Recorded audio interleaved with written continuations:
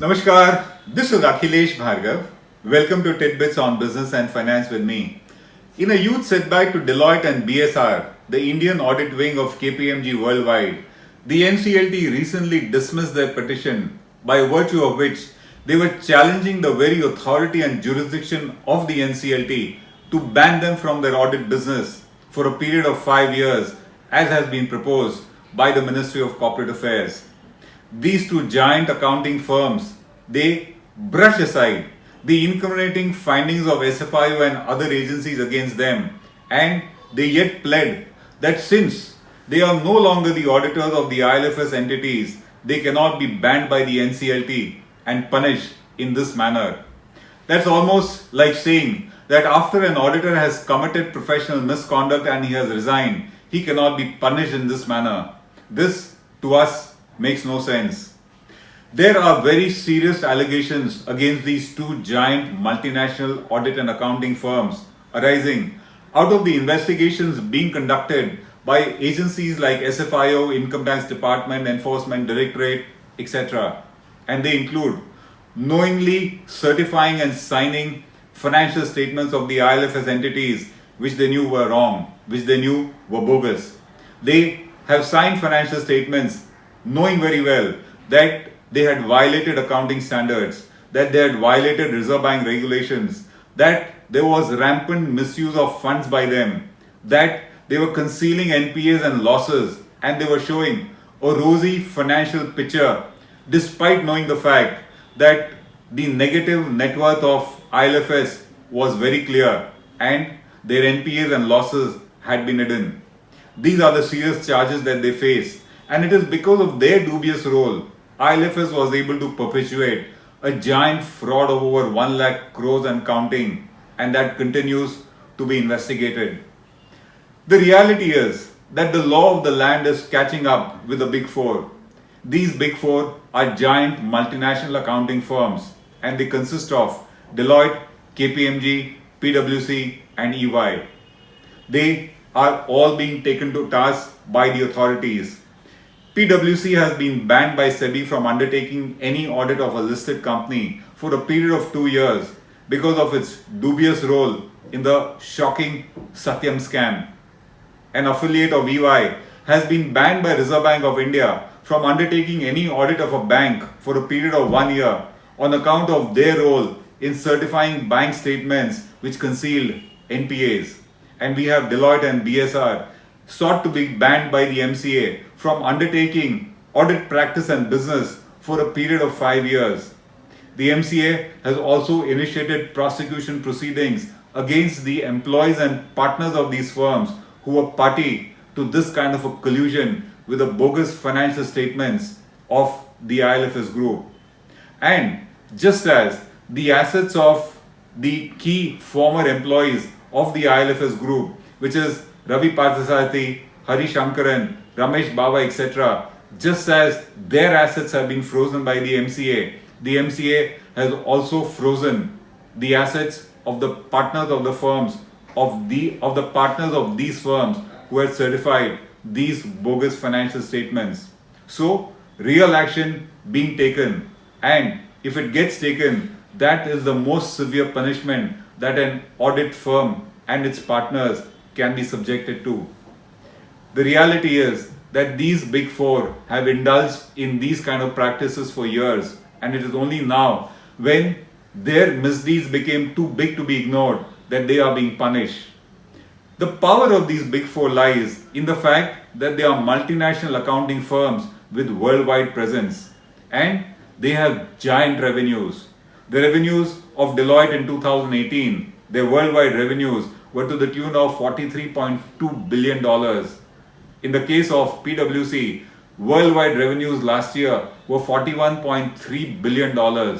In the case of EY, it was $34.8 billion.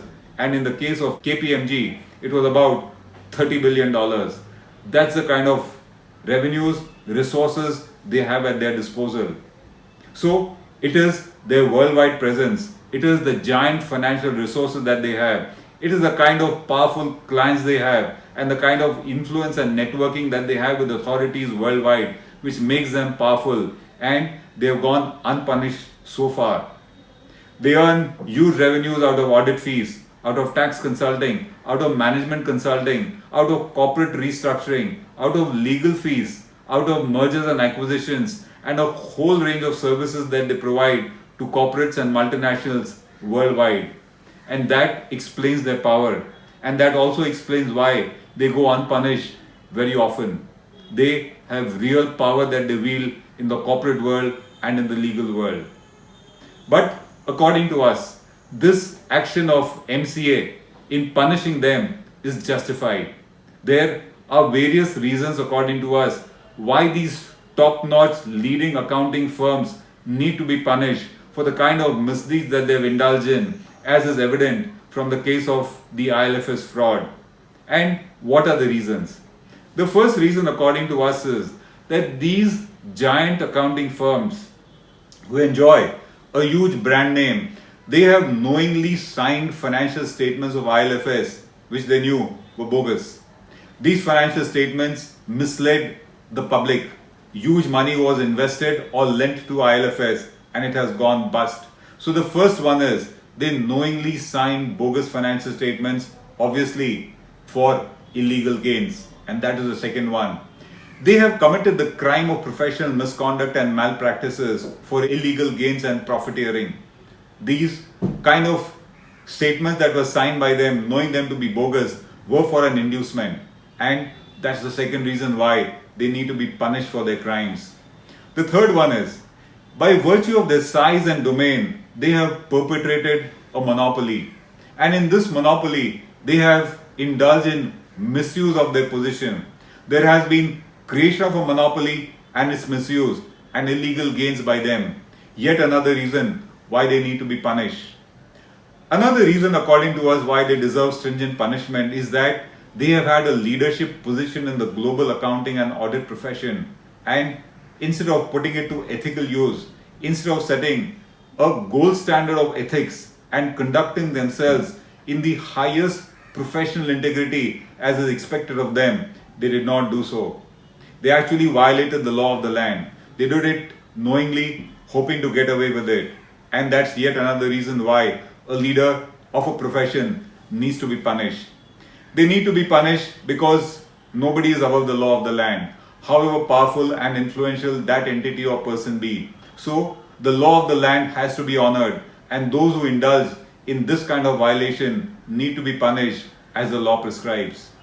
And if these big four are punished in this suitable manner, the homegrown Indian CA firms, which were stifled and suffocated because of their monopoly and domineering attitude, they will get a chance to be nurtured back, and India will have a more vibrant audit and accounting profession, which at the moment has been suffocated because of the monopoly that these big four created.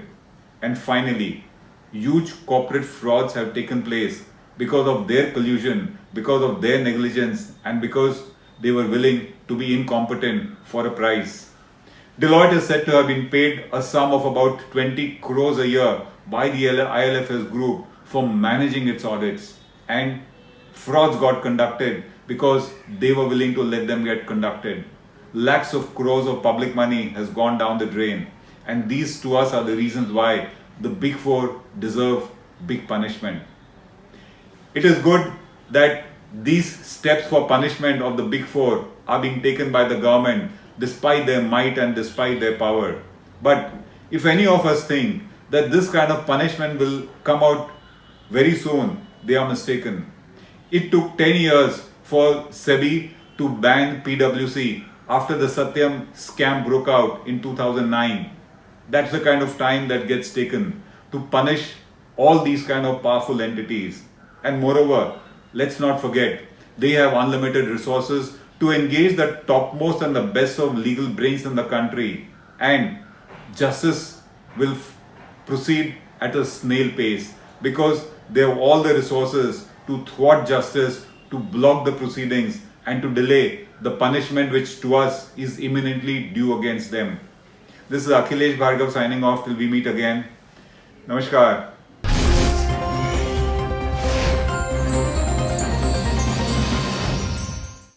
Now be the first to know about the latest updates on our new news app. Go on your Android or iOS, search for HW News Network. Download our app, choose the language you prefer to get updates in, and be up to date with the latest news.